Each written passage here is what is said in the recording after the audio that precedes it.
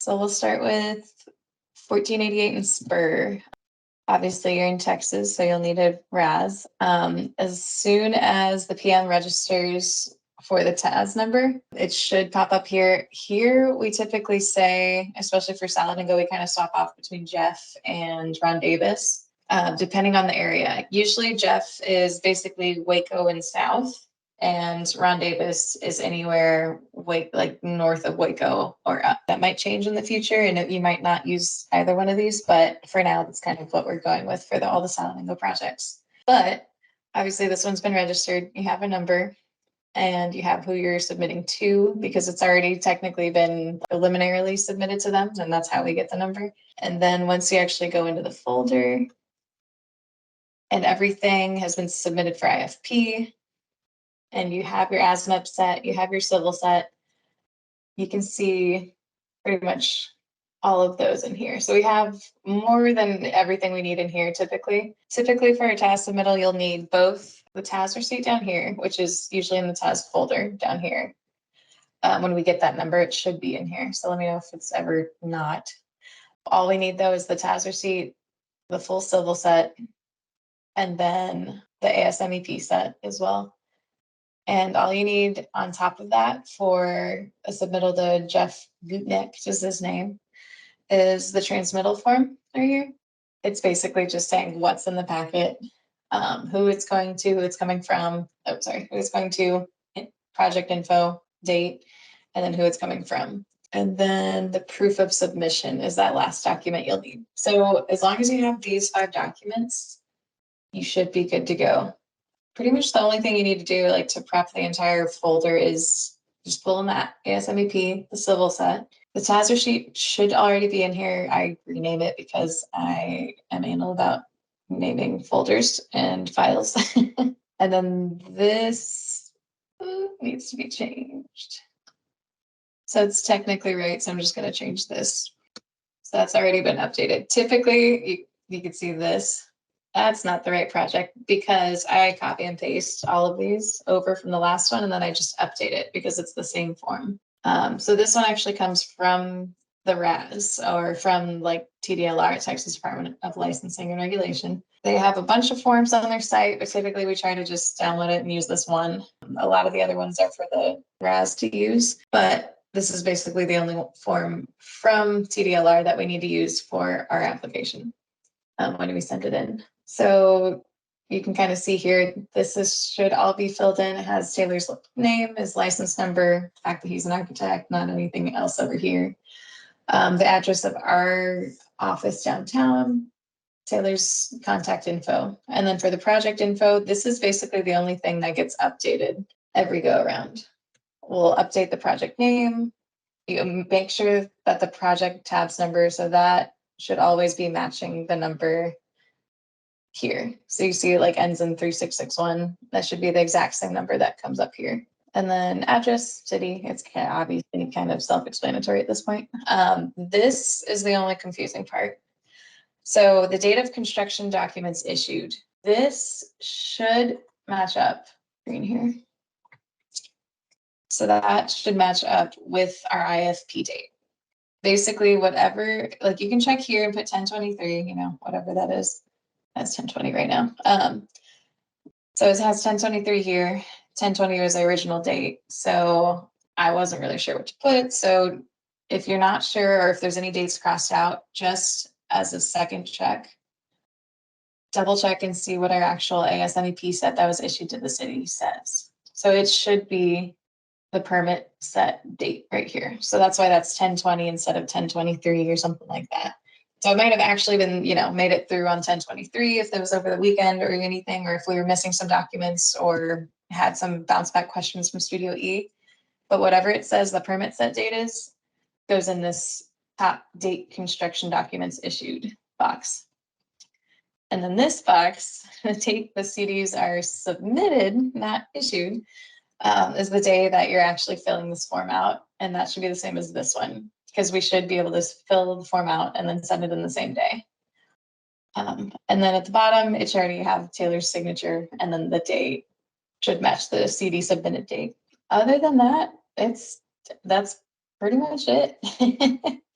We have a few more things, in here, but they don't need any of the com checks. They don't need building permit application. Like this is all city stuff that's in the IFP folder. So that's kind of why we have that separate TAS folder, just so it kind of simplifies it down.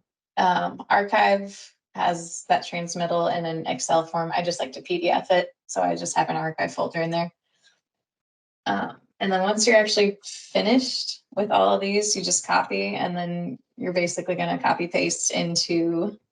So you're basically going to copy and paste. You typically create a new folder into this to RAS, the middle right here. So like I thankfully got the right information, but this is still the wrong name. So I'm just going to update that. Yep. But yeah, that's it. And then all we do is send the to RAS link to Jeff pretty much. And then just make sure anyone can view settings and then copy it. And that's good to go. And that's it. And then that's what we put in the email to send them. But that's kind of it. Do y'all have any questions about that? I wanted to make sure the tabs number on the tabs receipt should match what we have in the tracker, right? Yes. So Okay, you're going to have basically, yeah, tabs number here, tabs number in our tracker, and then of course the tabs number in that TAS folder. That's usually the first document that goes into that TAS folder. So it should be there from the beginning, especially if there's a number already in the tracker. okay. Yeah, so that 3661 kind of is, usually this is lots more numbers. So it's usually like the last four is what I'll try to go by and remember. So that should be the same across the board. If it isn't, let us know. But this is what we go off of. And that's why that number gets copied onto that front cover sheet, just so they can tie this set to this application, because they, pay a small fee to get it registered, and then we'll go ahead and submit it and go through that next process after that. Cool. Yeah, so like this one's all 3661. I don't know if you can see that from there. That's basically it. I mean, it's probably, I thought it was going to be a lot more complicated than it is.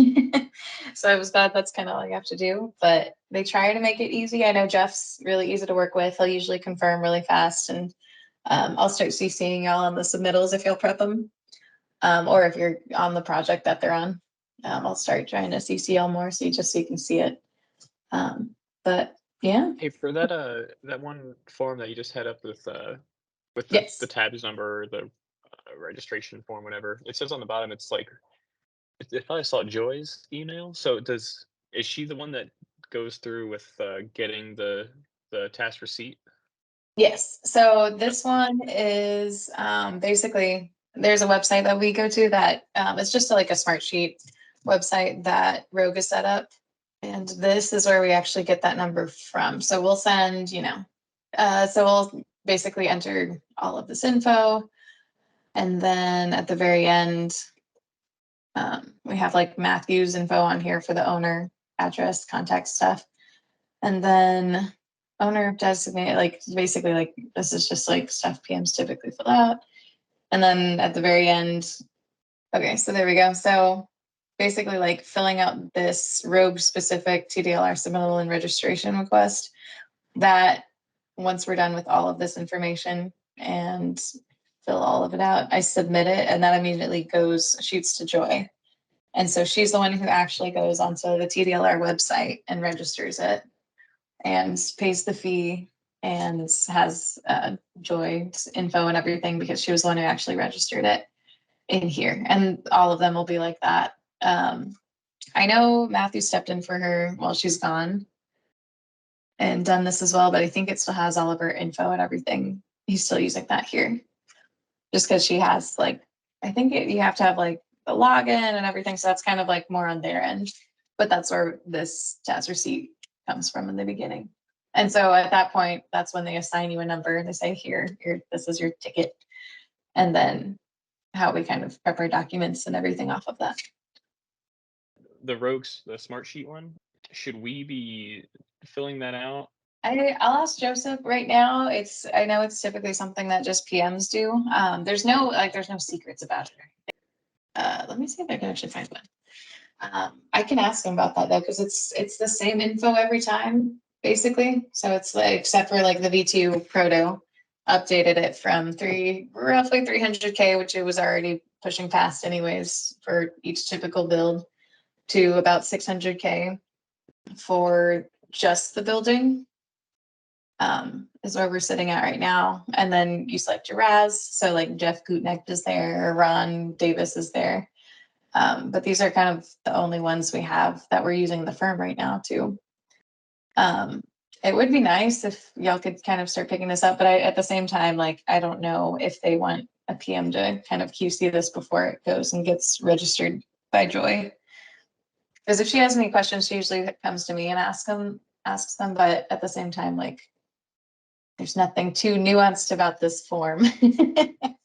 It's just, the estimated construction start date is typically 6 months after we're submitting IFP.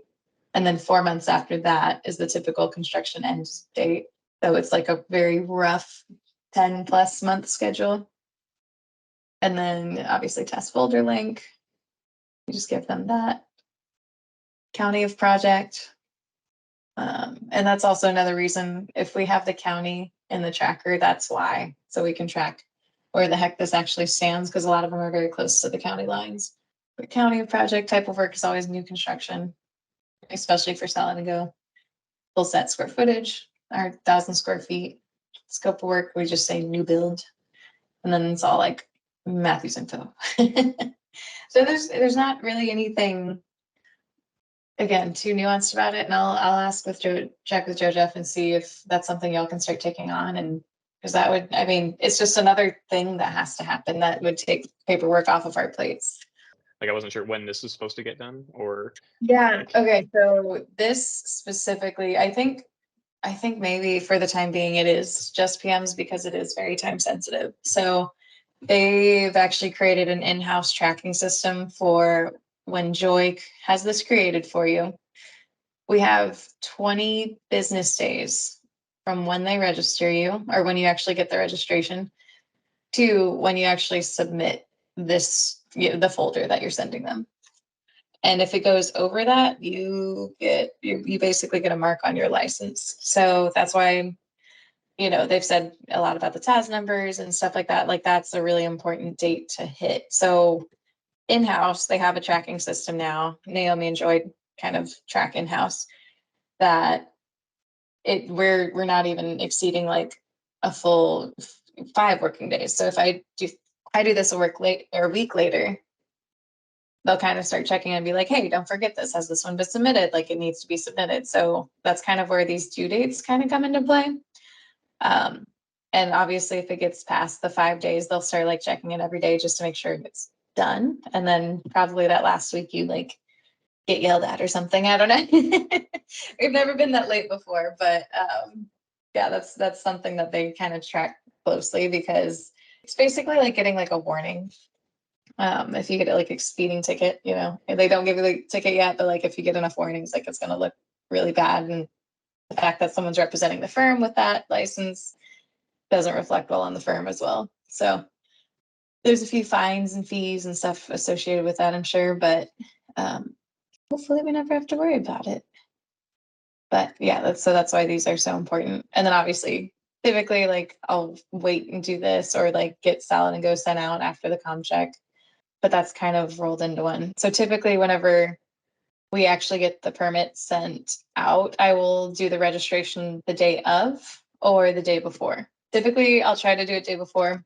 We actually send it out if it's looking good to permit the next day. But occasionally things also just slide, so I'll do it the morning of. And then Joy's really quick at getting back to us, so she typically can get them same day, but we're supposed to allow like at least 1 business day for it. That's kind of how that goes. Then eventually we'll go all the way up here.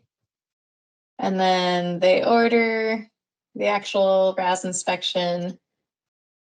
And then eventually they get it inspected. Let's see, where are the other ones? There we go. Yeah, so you can kind of see like way up here. These are the ones that have been built and they had violations. and they're going to have to come back another day and double check that you've fixed that. And a lot of it's, at least in the past, a lot of it's been on the GC, not listening to our CDs or something, like is a half inch off or something like that. So they're not usually huge violations because we've kind of worked out the kinks, but obviously we have a few violations still in process. So they just kind of get worked through eventually. But that's by the time it's way up here, it's typically more in the GCs or Solid and Go construction managers' hands compared to like us needing to be there every day or something like that. Typically, like they'll let us know, hey, we got this fixed, and then we just basically send a request for inspection back for another inspection after they told us that they've been fixed. And then they approve it, like this guy. But that's it. It's kind of the A to Z's of task submittals and what happens when.